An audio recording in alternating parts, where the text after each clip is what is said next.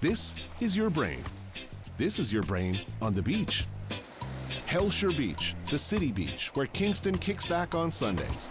In my experience, every island in the Caribbean has a city beach. So I guess this is the Kingston version of Coney Island. Locals go on the weekend, bring the kids. I'm not riding the pony, by the way. No pony ride this week, my friends. Yeah, no ponies. This will be one episode where Tony does not get on the pony.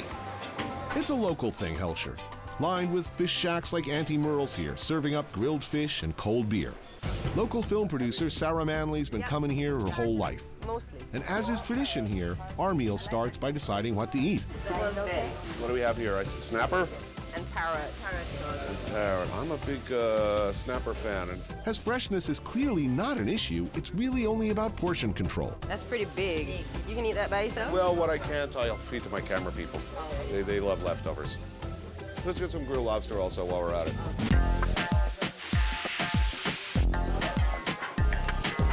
The crew at Auntie Merle's is certainly working hard. The gear is basic, but the fish, first rate. You get your fish here one of four ways.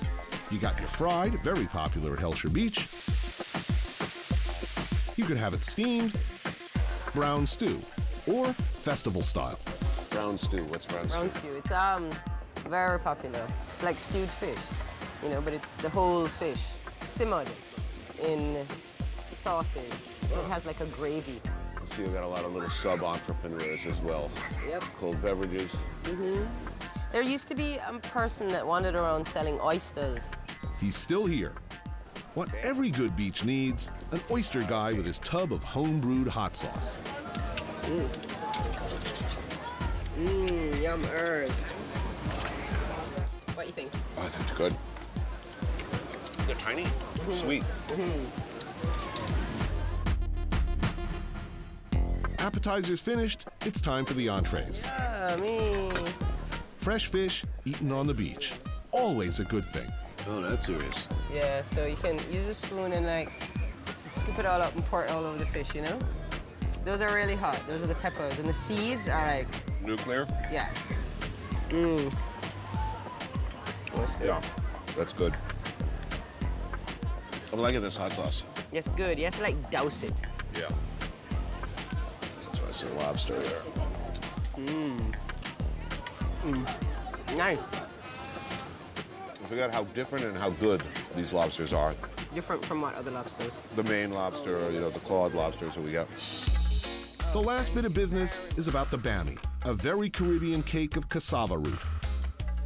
And another Jamaican specialty, this one I'd never heard of, called festival.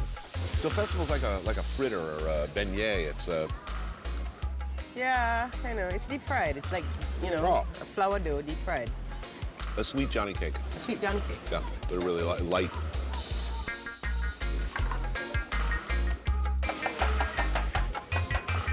See, I have a regular theory on this show that food tastes better when you're not wearing shoes.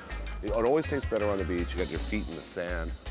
Make stuff that would taste just okay back in the city really, really good.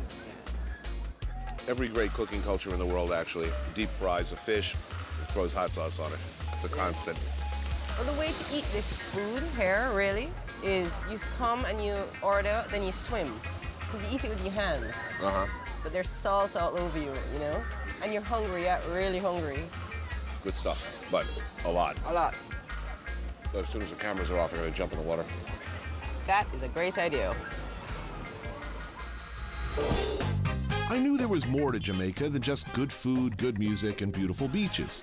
In my zeal to go beyond that, I urged my producers to look deep into the country, culture, and traditions in search of something off the beaten path. Perhaps they took deep and off the path too literally. Okay, we're at the entrance pit to one of the most magnificent and wildest caves in Jamaica. Hundreds and hundreds of thousands of bats down there. As every step progresses, you will feel increasing heat, humidity, and it smells like a barn down there. Tremendous life experience.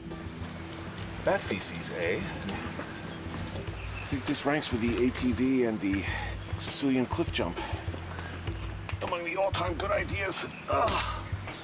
The truth is, nothing in my past experiences had even remotely prepared me for what was ahead. I made a point of being among the first ones down, just so I could get this bird's eye view of Diane, who got me into this mess, hung up like a frog in biology class. Stuck in the roots. Ooh, look at her struggle. Sawed off at the ankle. Gave her a flare, a pistol, 2 rounds. I'm actually enjoying this part. Put your foot down. Pull your right foot down a bit more. There's a tiki bar just a few yards down, right? Right? I'm not sure if it's open on Tuesday. Have you know, I expect an umbrella in my drink. We finally begin our descent into what some might call a fecal wonderland, but which me and my crew are quickly finding to be hell. What looks like mud is actually a soup of bat and roach feces. Every step is treacherous, and a fall can easily drop you 2 stories or more. And Jan cheerfully supplies a steady stream of encouraging anecdotes. You will see more roaches in here than you have ever seen in your life. Oh yeah? I'm from New York City. Millions of roaches in here. Really? Great. I look forward to that. As promised, the roaches were plentiful. They were also gigantic. They crunched under hands and feet as we went deeper and deeper, the temperature getting higher and higher as we got closer to the bats. Whoa, gotcha. Our whole purpose in coming is falling apart as the equipment is failing. Ooh, hold on. I'm totally fogging up in here. Yeah, I know. It's like shooting in a shower. And the simple act of trying to frame a shot means leaving yourself perilously off balance and in danger of toppling off a cliff or into a soup of bat and roach feces. Watch out here. Yeah, okay. Watch out a lot. Yeah. Every step is treacherous with occasional unpredictable drop-offs. Lose your light for a second, and it's time for a panic attack. There's always the awful knowledge of how much rock and earth hangs over us. And nothing can give you a sense of the stench and oppressive heat. I'm not sure why I kept going. I suppose because I didn't want to look like a on TV. But I wasn't up to it. I know that now. Let's go. Like the boxer once said, I should have stood in bed.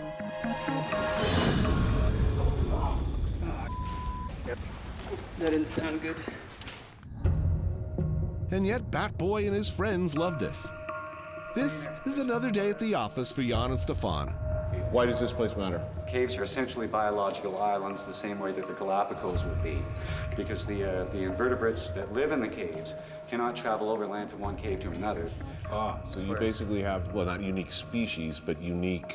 But there is that potential, and probably that is the case, that some of the caves have species which have evolved from earlier species that had gotten in there, which are now only found in that cave. My tour here is over. It's back to the light for me. But there was one final character in this episode. Hey, you hear that?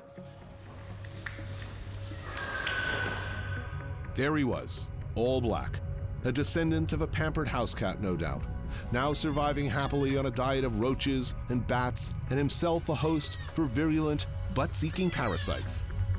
Here, kitty kitty, go see Diane. That's right, Diane. I'm told that this cave was, in fact, the safest of the 27 major cave systems in Jamaica. And I guess I should have known that there are no tourist caves here.